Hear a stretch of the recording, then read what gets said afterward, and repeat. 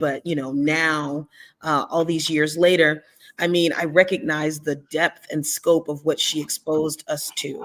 I wanted to sing pop music. I was just in the choir, enjoying being the camaraderie, and, I liked to sing, but my plan was to be a psychologist. And Miss McLean had other plans. She said, "You are going to sing classical music. You're going to be the next Leontine Price." Wow. And I said, "Who's Leontine Price?" And, but, back in those days, you just said, "Yes, ma'am," and you did what you were told. And I mean, I'd never been exposed to classical music, so I went gently into that good night. But soon after experiencing it for the first year, I immediately fell in love and really developed a proficiency. I did my first opera when I was a sophomore in high school, Cavalleria Rusticana by Mascagni. And my life completely changed. It was something that I completely delved into, and we went on competitions, and I won a scholarship to college for classical voice. And so that was my trajectory. That was my goal until I was walking down the practice room hallway, and I heard this music coming out of one of the practice rooms, and I was like, "Wow, that sounds so interesting." And I tapped on the door, and this young man was playing this song, and I said, "That's fascinating. Is that Bizet?" I thought it was experimental classical music. I had no idea, right? He says, "No, this is Thelonious Monk." I said, "Who is Thelonious Monk?" And he looked at me like I was crazy, like, who doesn't know who Thelonious Monk is? And the song was Round Midnight.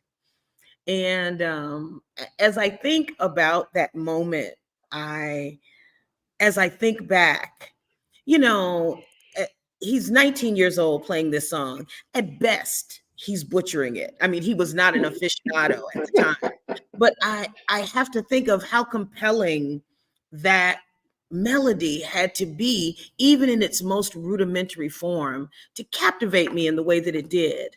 And I went back home to Chicago that summer looking for that music, seeking it out. And I searched and I searched, and I finally walked into this little club on 71st called Beijimans. And on the stage was Vaughn and George Freeman. And I was like, "That's it. That's the music." I mean, I didn't even know what it was called. My parents were not jazz people. So I didn't know who Ella, Sarah, Dinah, Duke. I didn't know who any of these people were. So it was like being born in jazz on that day, Wow, that's a great story. But am I mistaken? Didn't you have some roots also in gospel? Oh, yes. Well, my parents were one of the founding families of the St. Paul Church of God in Christ, which is one of the oldest churches in Chicago. And well, that's part of my musical marinade. So I was raised in that music. I really never considered myself a gospel singer. It was just a part of my becoming, if that makes sense. Yeah, and so you had this talent, and you were being groomed as an opera singer. You had a background in gospel you got from your parents, and now you had jazz, and now you're in three totally different domains. Yes. And that's an incredible formative period for you when you're trying to merge all these different styles and types of music. And you were still practicing all three separately. That's really interesting that you would say that, because actually the merging came so much later. As a student of classical, when I was introduced to jazz, I felt like, okay, I have to laser focus in on this and move everything else out. It wasn't until later that I realized that each genre is an ingredient to my marinade, and that it's okay to merge them and for them to interplay with each other. So that was a real journey. We have somebody who's making a comment, Ellis White, who I know you know. Yes. And he's saying, he's saying the one and only Tammy McCann, hello there. Glad you made it onto Mel's show. Yes. Enjoy jazz camp. Thank you. So, and I know that you know Ellis, who's also a wonderful jazz guitarist. Yes. And he's become also a manager of jazz and R&B artists too. And so he's been doing that too. And here's another comment from Oh, bless your heart. Thank you. You're gorgeous. Of course, she doesn't say anything about me. If you knew all it took to put all this together, man, oh man. Yeah. Well, we have people already tuned in and listening to you, and Thank you. It's a very exciting night. So let me go back and let's talk a little bit about. I want to play one of your songs so people can hear how beautiful your voice is. And the first song that I want to play is "Do I Move You?" Yes. And now people can hear how an opera singer sings jazz. I love this song. So why don't you tell everybody the backstory on this song? This song is the title track to my new record, "Do I Move You?" It was born out of the COVID. And as I said, it helped me create a space for my marinade to be showcased. The song almost didn't make it on the record.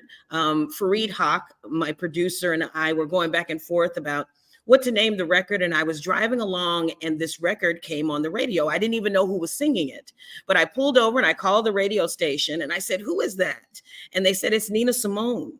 And I said, wow. Now, mind you, Nina I'd already found stories that she was telling that fit the story I wanted to tell. So it was honestly serendipity that this record ended up as the title track, and it's one of my favorites. I love it. Great. So let's play this for everybody. This is called "Do I Move You" by Tammy McCann.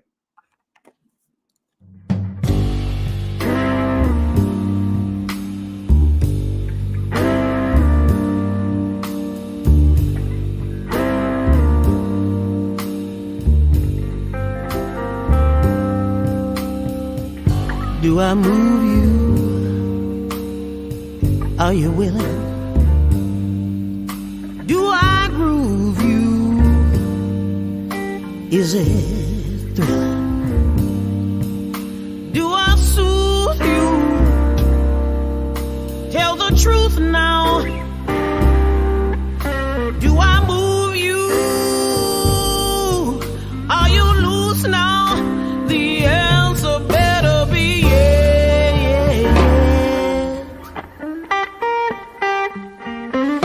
that pleases me.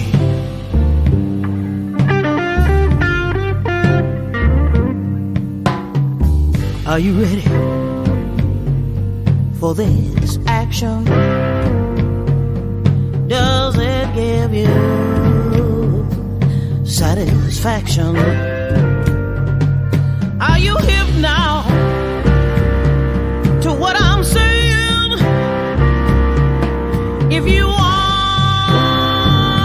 then let's start swaying. The answer better be yeah. Yeah, yeah, yeah, yeah. That pleases me.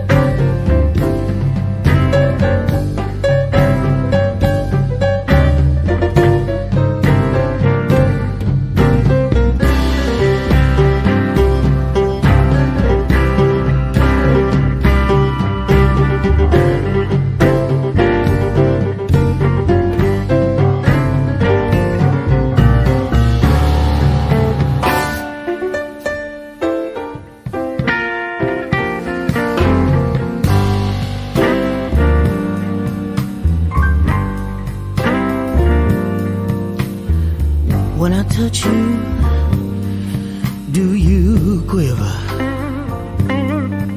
From your head down to your liver.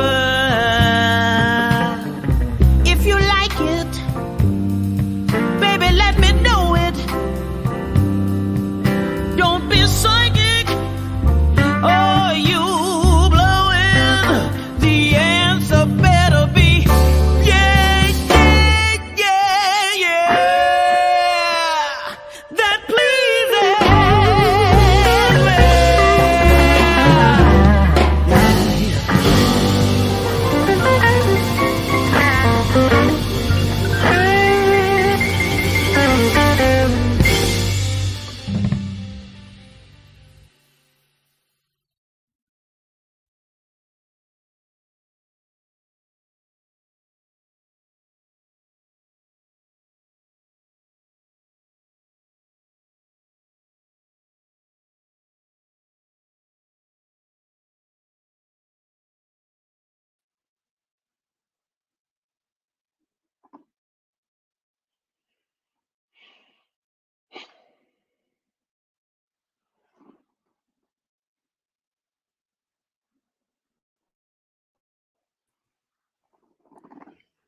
Sorry, a momentary technical problem. It's okay. That's such a great song, Tammy. So why don't you tell people a little bit about how you got into the blues? Oh my goodness. I really, it was by happenstance. So many people have said to me that they hear this natural bluesy feel in my voice, and I just completely ran the other direction. I said, I don't see it. I don't understand. I don't know what they're talking about. You know, as I said, you know, in my mind, to be authentic jazz singer, there was a certain direction that you had to go, a certain stylism that you had to inhabit. And I was very dedicated to that, what I thought was a path, but what kept happening was that pieces of me would pour out, pieces of my becoming, of my gospel, of my classical. And as I tried to go the other direction, it kept pouring out. And it wasn't until I didn't even know that it was happening until this gentleman, Mr. Howard Reich, who, God bless him, he really saw me before I saw myself. And he said that, you know, I have these pieces of jazz and blues and gospel, and it's all pouring out at once. And until he said those words, I didn't see it. And then I realized that subconsciously, as I'm singing a song, there are pieces that just come out that I'm like, oh, this fits this, oh, this fits that. And so over time, I was able to own it and really inhabit it in an authentic way, if that makes sense. What's the connection in your mind, if there is one, between blues and opera? Is there a connection, or is it just another genre? Absolutely. But the connection is really about storytelling. It's about passion. It's about pain. I tell people that blues is not a place. It's a space that you inhabit.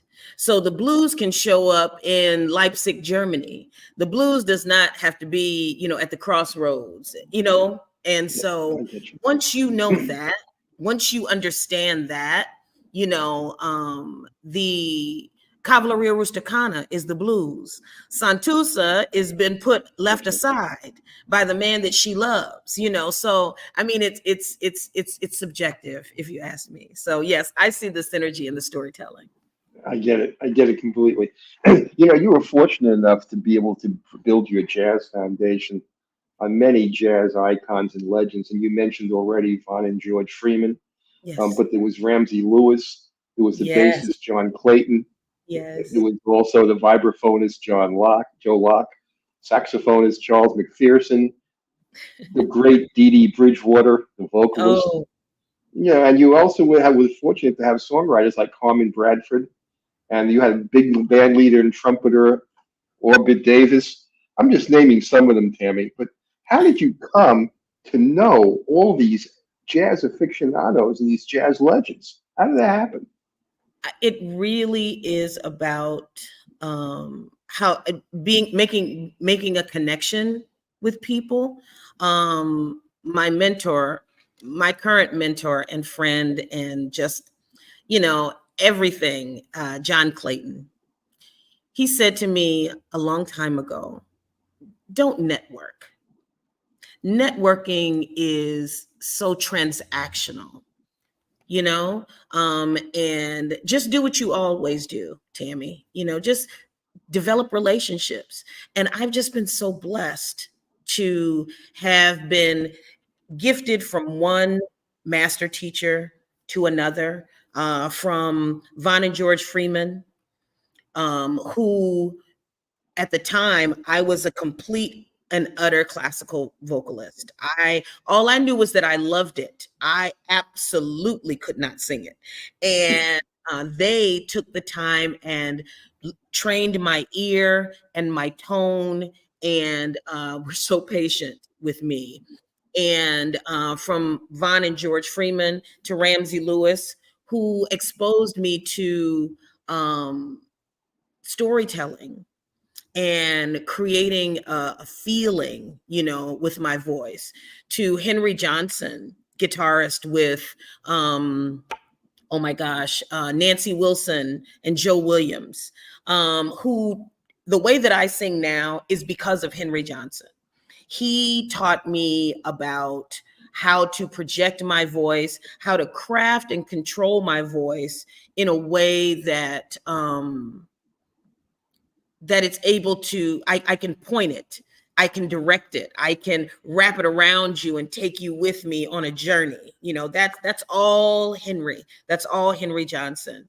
On to Dee Dee Bridgewater, who is an amazing mentor, and Mr. Clayton, and all of these amazing musicians who've opened themselves up to me, because we share the love of this music, and we also share a sense of craftsmanship. You also share 6 degrees of separation. Yeah. Yeah. It's amazing though how serendipitously, Yeah. these relationships move from one to another. And he was right. You don't want to network, you want to build relationships. And that's Exactly. a totally different thing from networking. It's a totally different thing. Yeah, and that way you get to stay at a higher level. Networking can take you all different places. But when it's based on relationships, it's more enhancing. Yeah. And you've been really fortunate. You had some really great relationships. Let's talk a little bit more about you giving back. You're currently an artist in residence for the Music Institute of Chicago, correct? Yes. Yes. Why don't you tell us something about the education programs that you're working on in addition to performing? Oh man, I really love connecting young people with this music, with the history of this music, how it spreads, what the foundations of it are. I am artist in residence for the Music Institute of Chicago. It was supposed to be for 1 year, and it's ended up being 11. Wow. Mark George saw a synergy between classical and jazz. The Music Institute of Chicago is an over 80-year-old community music school that specializes in classical music. And in 2011, he had an idea to create a jazz program within that system. And he wanted somebody that had 1 foot in classical and 1 foot in jazz. And that was me. So he said, come on, let's do this. This is an experiment. And, it's only for 1 year. And I was like, okay. And as I said, it's been 11. And as a matter of fact, I happen to be here in Newark because I am the vocal coach for Jazz House Kids, Christian McBride's jazz camp for youth. They've over 20 years, they've been planting the seed of love for this music in thousands of children throughout the country and the world. We have students from all over the world. And so that's why I'm in this neck of the woods for the next 2 weeks. That's wonderful. That's great. I want to pick up on this and some of the links between classical music and jazz and Mm, blues and R&B. You have a really powerful, sultry, emotionally charged voice. And the Chicago Tribune, now that you have a residency in Chicago, their art critic, Howard Reich, described your voice as one that soars in all registers, in all tempos, on all occasions, a voice that inspires wonder. To have somebody from the Chicago Tribune, an art critic like Howard Reich, you have something going for yourself there, dear. Okay? So not only do you have a wonderful voice, but your lyrics paint pictures, and you're just talking about storytelling and pictures. So, and your voice complements your storytelling, and that's not an easy thing to do.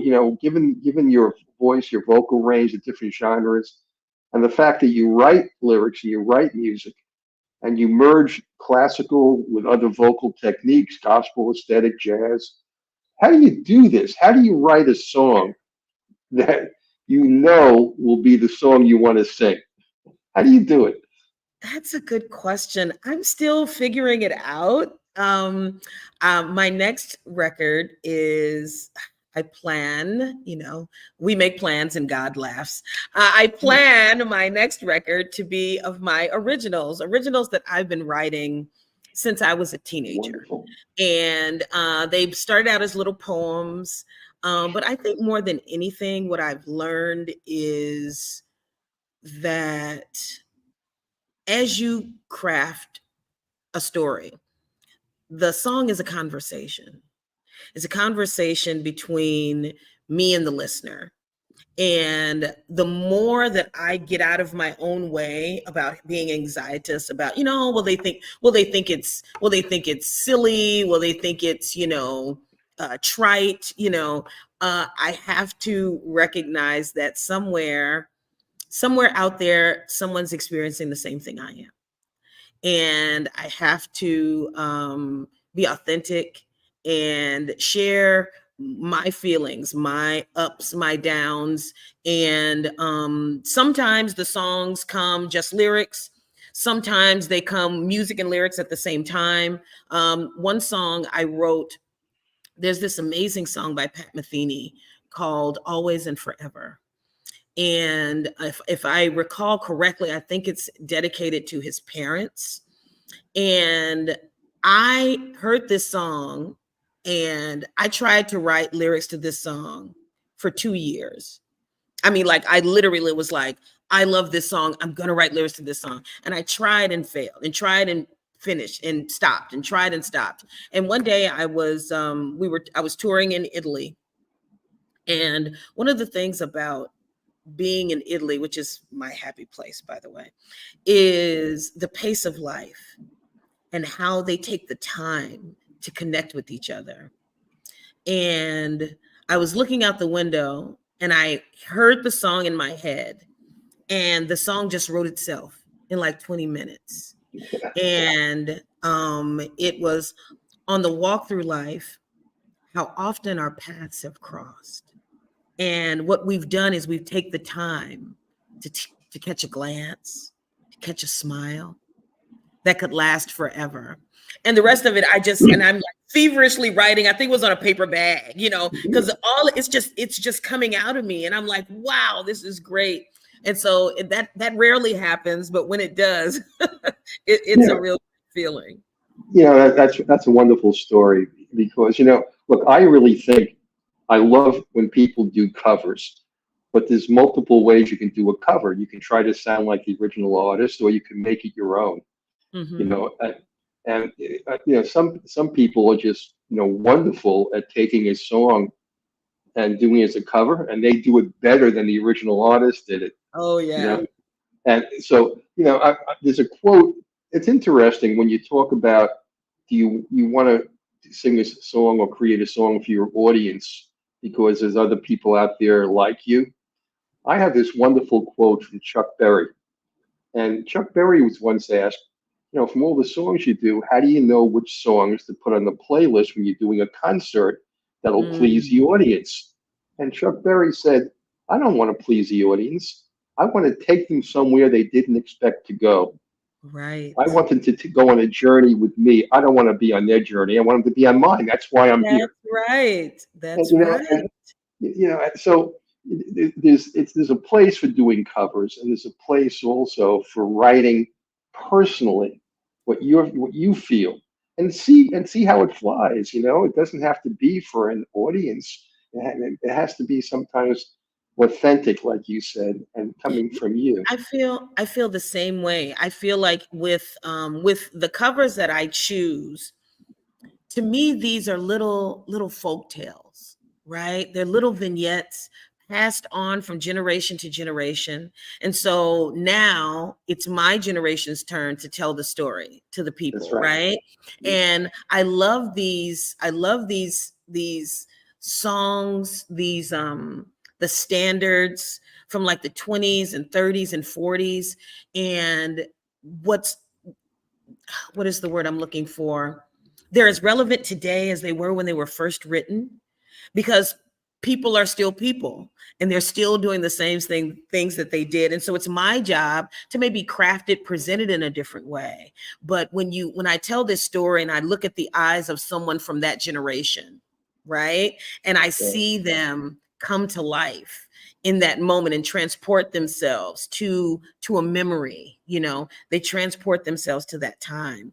It's really a special feeling. And, that's the gift of being an artist. Yeah, and that's why, a lot of people, say, well, do you do originals? And you're going to do an album of originals. You're just talking about that. And at some point, I think it's an important step to take in your career. But the way in which you cover songs is so beautiful. I have a friend, Macy Gray, who lives in Cleveland, and Macy does a lot of covers. And when she does a cover, it's almost always better than the original. And she'll do everything from alternative to blues to jazz to rock, to gospel. If she loves the song, she has a feeling for the song. That feeling is what's important to make that song, important to everybody. So you can take songs from the 20s, 30s, and 40s, like you said, and make them so much more, so relevant and so important to people. And it gives the song a new life, and it gives people a new life at the same time. Yeah.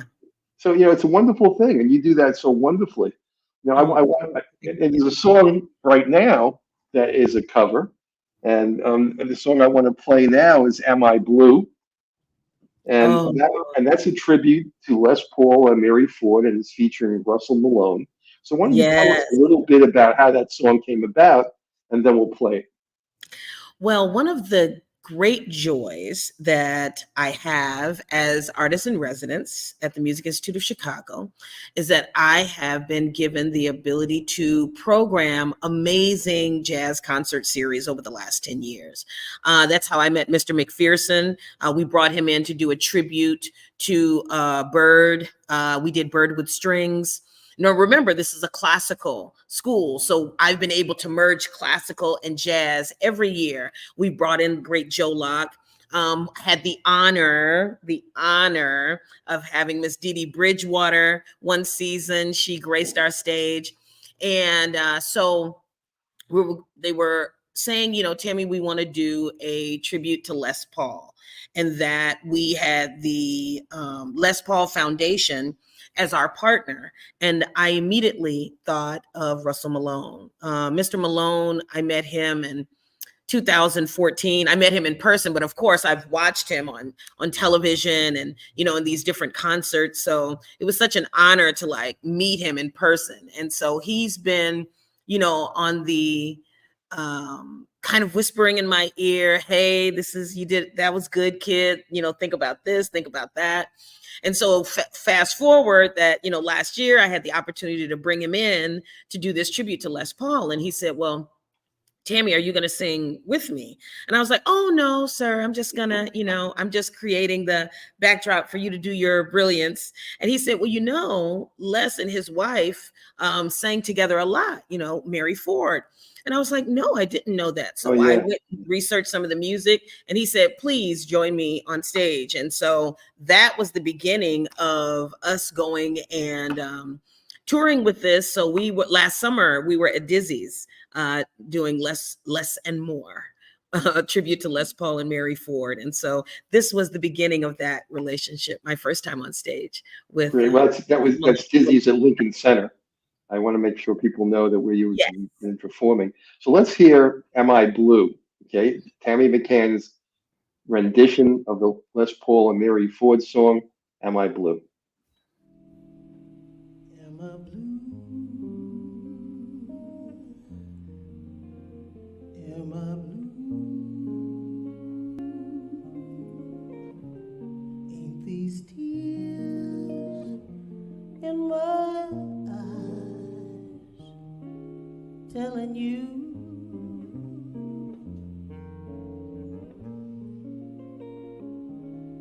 am I blue? You be too. If each plan with your man done fell through,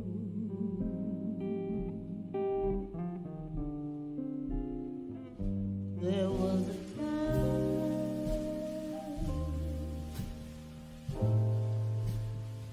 when I was his only one, but now I'm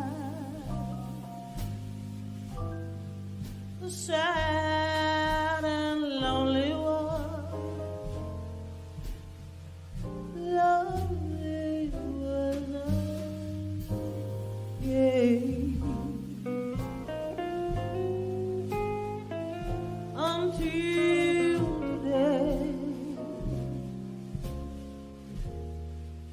my man's gone, and we're through. Am I blue?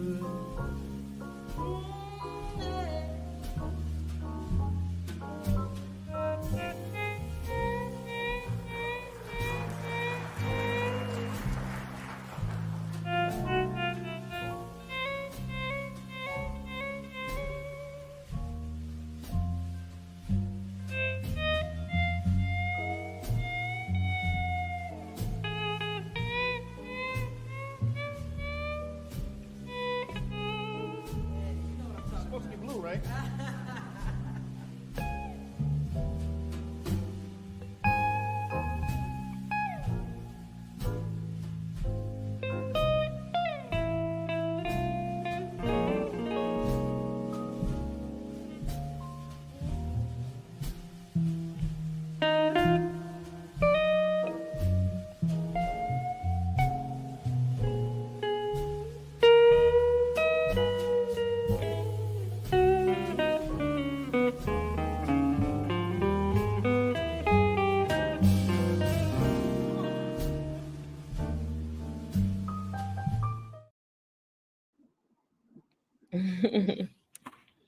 It's wonderful, Tammy. Oh Yeah, God. that is great. You know, I picked some of these because I love blues, and you do blues so well, and you know you do smooth jazz and smooth blues. It's Well, just thank you. I do. It's just amazing, and that was beautifully done. And his guitar work is just so Oh my minimal, goodness. so Oh my wonderful. goodness gracious. And he has the most vivacious personality. I mean, if he I would lose my voice laughing because he's so amazing, so kind, so generous with his mentorship. And I really am overwhelmed that I get to stand on stage with people that I admired so. I mean, I never thought I'd be able to do this. And so I feel so blessed. I really That's do. wonderful. That's wonderful. You know, we started talking before, and and this is another example of you doing themes on your concerts. And I know that you done quite a number of them. Can you tell people about some of the artists, some of the female vocalists you've chosen to do theme shows and concerts? Absolutely. I actually have a show coming up. I don't get the chance to do it that often, but I'm so super excited that I'm about to. The first ladies that influenced me, the show is called Barbara, Judy, and Me. And that's a tribute to Barbara Streisand and Judy Garland. My mother would play this music in the house, and we'd see musicals. And, you know, at the time, I didn't know that they were, what do you call, songbook, you know, repertoire. But those two women shaped what I understood a singer to be. A singer is someone that makes people feel things. And so they opened that up in me. Another one of my favorites is the legendary Ladies of Jazz, which is Ella, Sarah, Dinah, and Billie Holiday. I chose them because in some respects, they all influenced me in different ways, but also what really thrills me about them is that they were all able to blossom in this jazz ecosystem. They were all able to become legends in their own right, all in about the same time frame, you know, not super far apart from each other. At one point, you know, blossoming one into the other. And so I really love that show, and I actually choose songs that kind of tell the stories of their lives through the concert. And one of my favorites is also connected to a mentor of mine, which is Billy Strayhorn and Duke Ellington. This concert is called Duke and Stray Together Again. And it's one of my favorite shows that I do because of that relationship. One of the first people that took me to New York, plucked me from Chicago and said, you know, you need to go to New York. Her name is Elise Clairbout, and she is the niece of Billy Strayhorn and the president of Strayhorn Songs Publishing. And she took a shine to me, and she said, I'd really love for you to sing my uncle's, you know, music. Yeah. And I was like, oh, who's your uncle? Billy Strayhorn. And I was like, what? And she had heard me sing Lush Life. On my very first record in the United States, I recorded Lush Life. And she was like, that song is so difficult. And I said, well, I'm glad I didn't know it when I recorded it. I just fell in love with the song. That reminds me, when you do Barbara, do you do Evergreen? Of course. You know, when I heard her sing that, I didn't know who she was at the time. I heard her do Evergreen. I thought, this is a voice from an angel. This is intergalactic. This isn't from this planet. You know, I mean, her voice. That was the first song that I sang in high school for a high school talent show. My friends in high school asked me to sing that song all the time. Yeah, that's one of my favorites. Yeah. Well, I don't want to take you away from this. You know, where you were going with, you know, some of these homage concerts that you do, which I think are fabulous. And when you do Billie Holiday, what do you sing? Oh my goodness. When I do Billie Holiday, I sing Don't Explain. Oh, love that. Which is really one of my favorites, and written by her. And as I said, you know, the song is over 80 years old. Yeah. Right? Yeah. But the story is the same. The pain is the same. And depending on how you musically present it, you can reach into the heart of an 18-year-old or an 80-year-old. Definitely. Yeah. Definitely. You know, let's talk a little bit more about, I keep going back to this, Tammy, because not only do you have a recording career and a touring career, but you also have this educational side of you too. And I know you give individual lessons, but you also have curated workshops and educational events. Can you tell us a little bit more about some of the events, you know, some of the things that you've done in the educational side? Again, through relationships, through conversations with fellow musicians, where I talk about, how I feel about jazz and the way that it's taught or disseminated. And for me, this is an apprenticeship method. When you engage with this music with a student, right? And I think it's really important to have the cats in the classrooms. People that work and do this on a regular basis. The student needs to see and hear what that looks like, what that sounds like. As a matter of fact, there's a wonderful, I think it's a master's thesis, marvelous pianist Monica Herzig and Professor David Baker from Indiana University wrote it's the origin of the jam session. So they sat down and talked to 100 senior musicians, and they asked them, what was the spot in Philly? What was the spot in Chicago? Was there a knock? What was the etiquette? What was the flow? I'm like, that is a textbook. That's what you call a textbook. When you talk about jazz music education. I have been, I keep saying blessing. I keep talking about gratitude because from where I started to be given the gift of presenting in these ways about jazz is something, it's a gift for me. I am currently a lecturer for Swing University at Jazz Lincoln Center. As a matter of fact, currently I'm lecturing about Aretha Franklin and her life and finding her voice. I have lectured at University of Louisville. I just recently had the blessing to lecture and perform at Princeton University.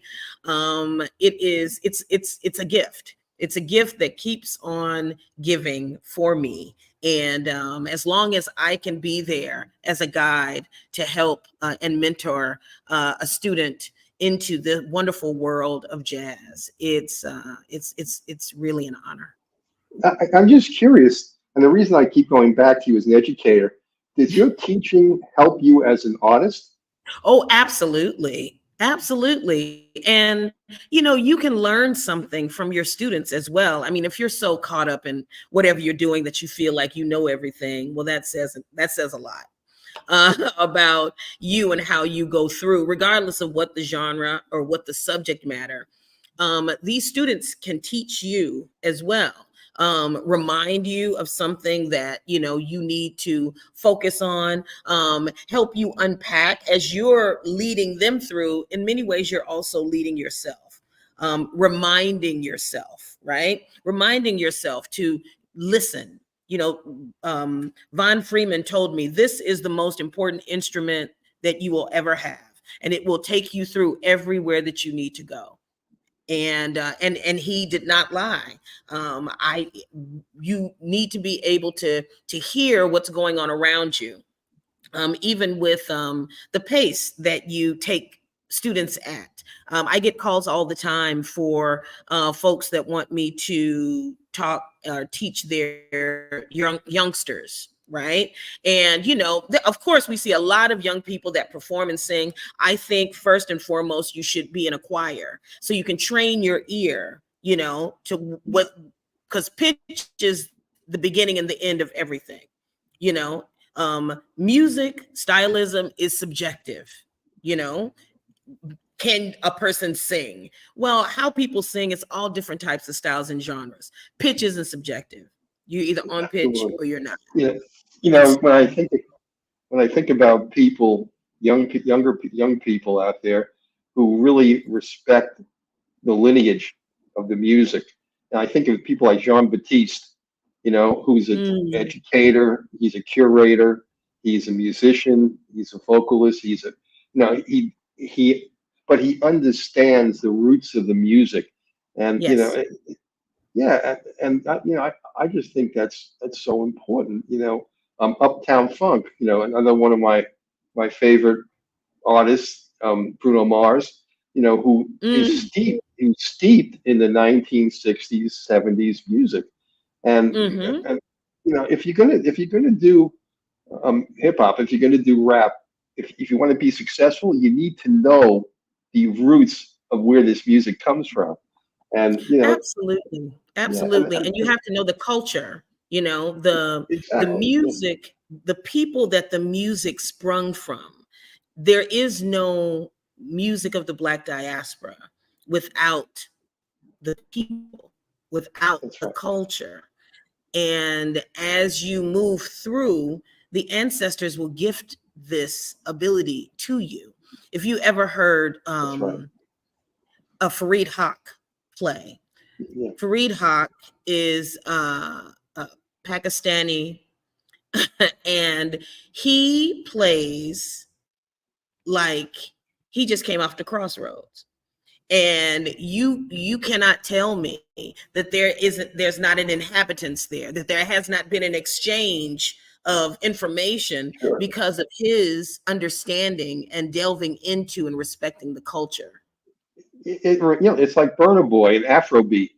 I mean, he understood where it came from and how important it was, and they bring it forward. I want to play another one of your songs. I don't want to run out of time. I just enjoyed talking to you so much. I learned so much, from our conversation. I want to play a song that I really love. Every time you say goodbye.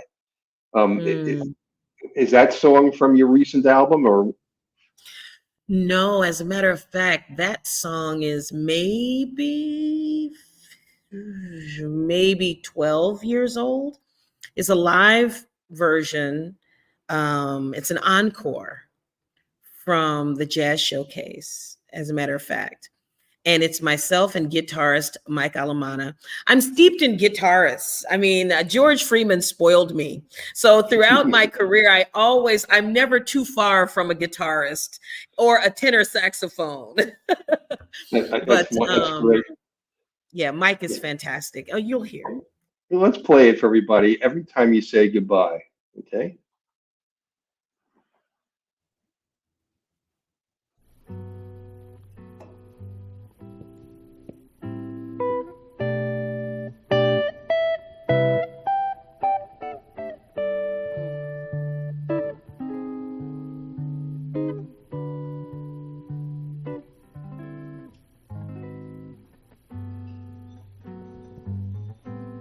Every time we say goodbye, I die a little. Every time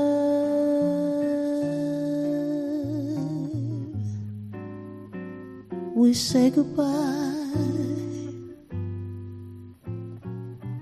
I wonder why a little. Why the gods above me,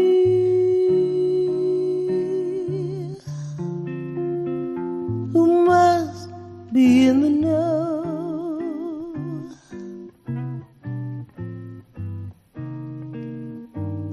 think so little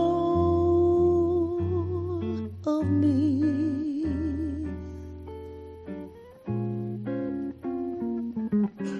They allow you to go.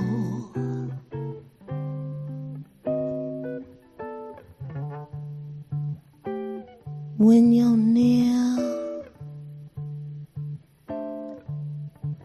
there's such an air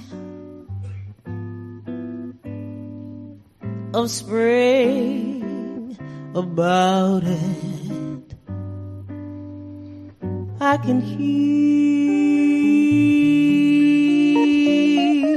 a lark somewhere begin to sing about it. There's no love song finer,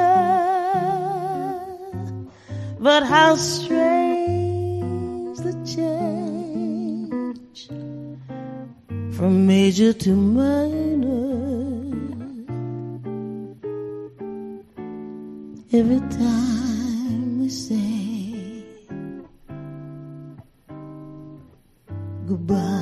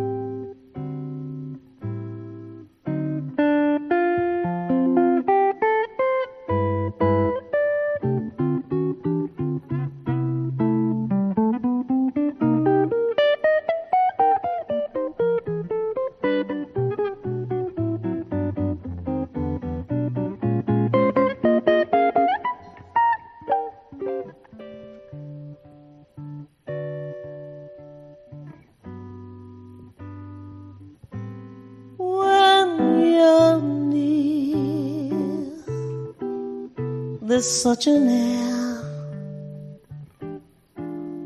of spring about it. I can hear a lark somewhere begin to sing about it. There's no love song finer, but how strange the change from major to minor every time we say goodbye.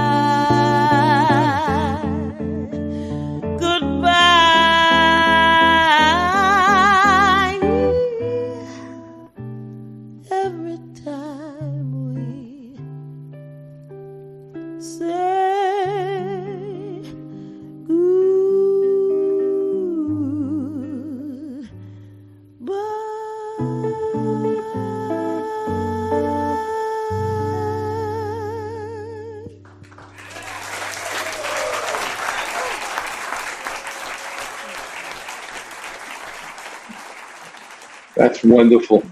You know, I love the way you do jazz, and your voice is just perfect. And it's just, you're a treasure. You really are. And I don't want to embarrass you with, by telling you this, but you really are. And I'm so pleased to have you on the show. So thank you so much again for taking the time and sharing your wonderful life and your music with us.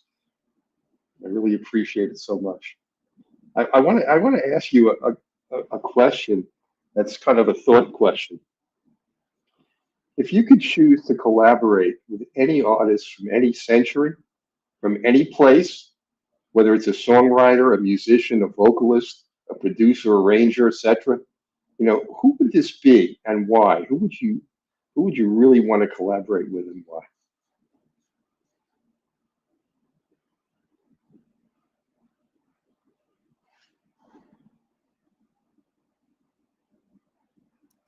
Can you hear? You had your microphone off. I just turned it on. That is a really hard question.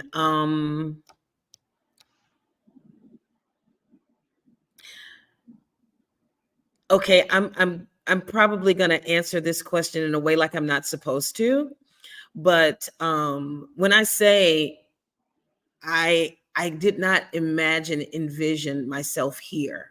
So every person that I sat and watched and envisioned in my mind about what do they think of this music?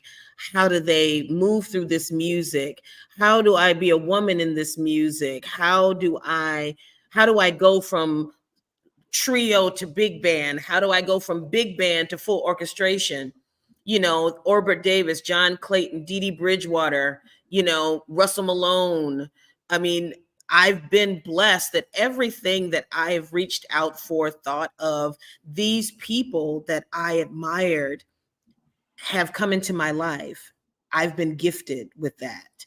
And so I'd have to say that I don't have, I really don't have a person. I like to be in the present.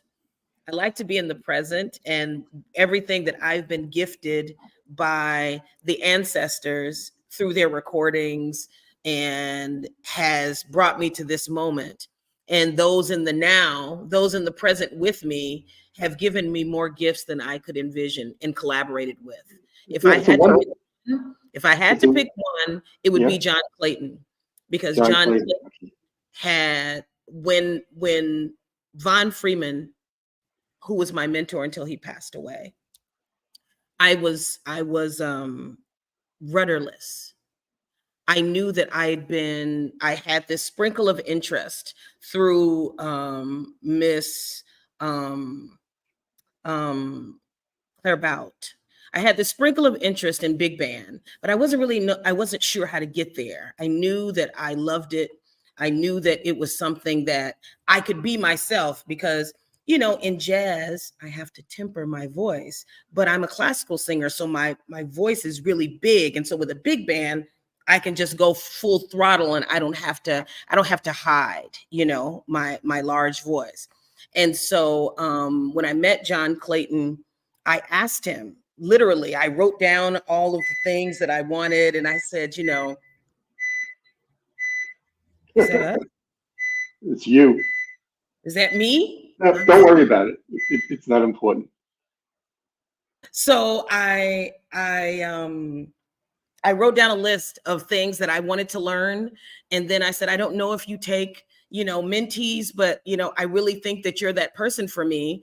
And he didn't think I was a weirdo. And he said, okay, kid, let's go. And that was 2012, and so here we are. I would have thought, because I know you like big band, I would have thought you would have said somebody that's really, I think you would be well suited for, like Glenn Miller. Yeah. Or Benny Goodman. No, I really have. I've been gifted all of these amazing folks, and so through them, I feel as though I've been with them through the people that are here now. No, I understand. I just thought you would have said Enrico Caruso or but or Billie Holiday. But I understand. I understand what you're saying, and your choices are really excellent also. So that's fine. We're really running out of time, so I want to play one last song because we're actually out of time. So I want to play "Don't You Know I Care." Don't You Know I Care? That is Duke Ellington. That song is maybe 90 years old, and the story is still the same. If you know I love you, why do you treat me this way? This is on my new record, Do I Move You? You can get it on TammyMcCann.com. And just join me. If you see me come into your town, please come and join me. I want to meet you. That's the new album, right? That's the new album. I want to move you. I want to pull you out of the emotional sequester of COVID.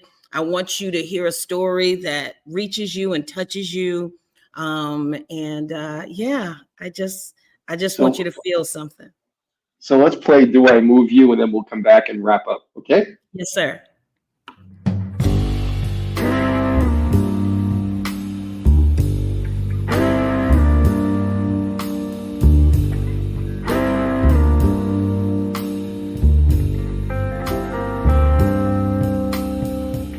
Do I move you? Are you willing? Do I groove you? Is it thrilling? Do I soothe you? Tell the truth now.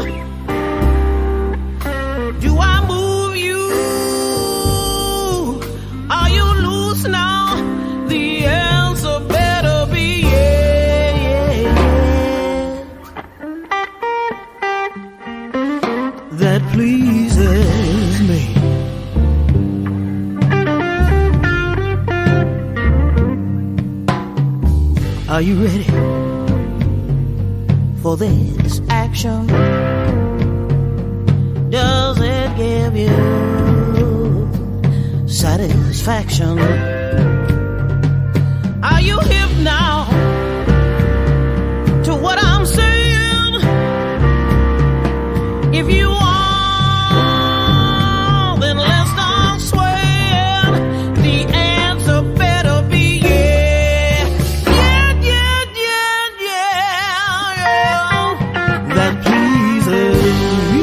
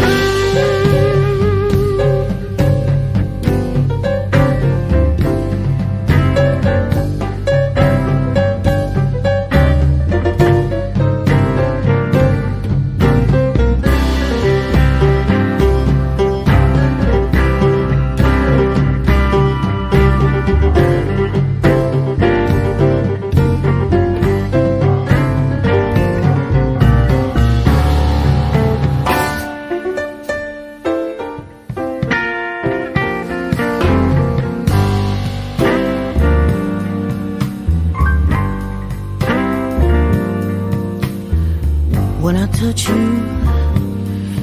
do you quiver? From your head down to your liver. If you like it, baby, let me know it.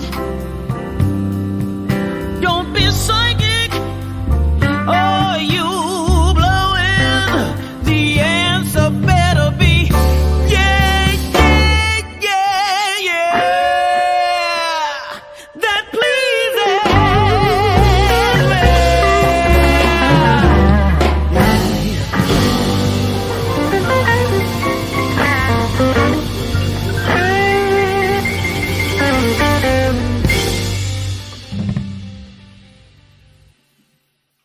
Oh man, I'll tell you what, Fareed you Haq. are you are definitely going to become the queen of blues again.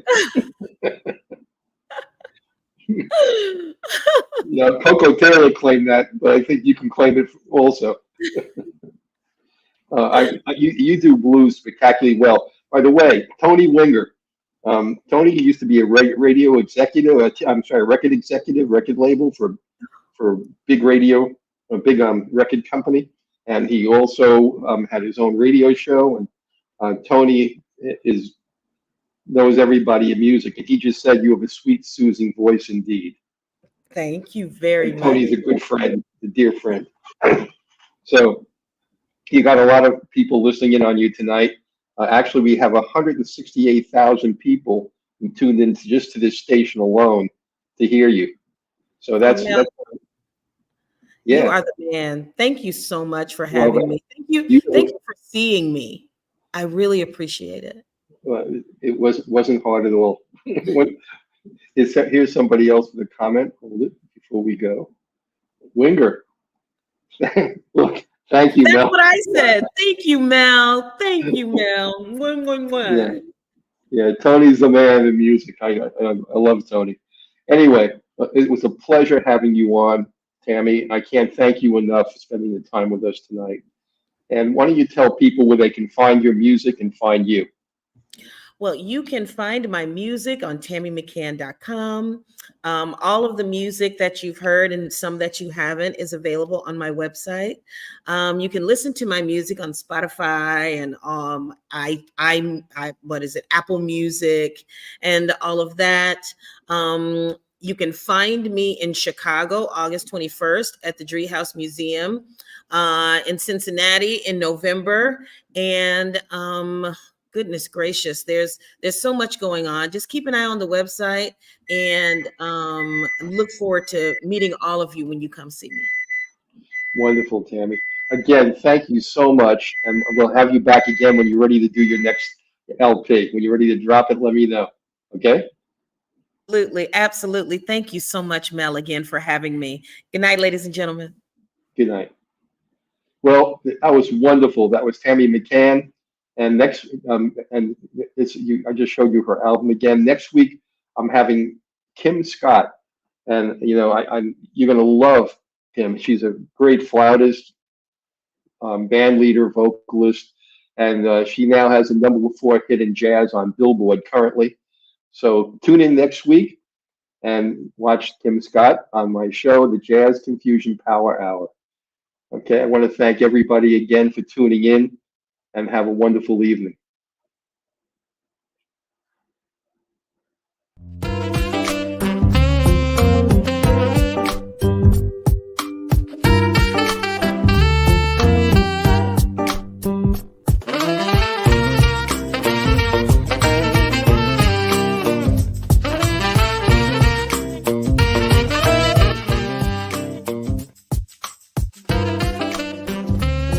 I'm Mel ALBIN. I'm the host and the founder of the Jazz Confusion Power Hour. My name is Dion Parson, and I'm honored to share my passion of music with you, our listening audience, through my cultural heritage.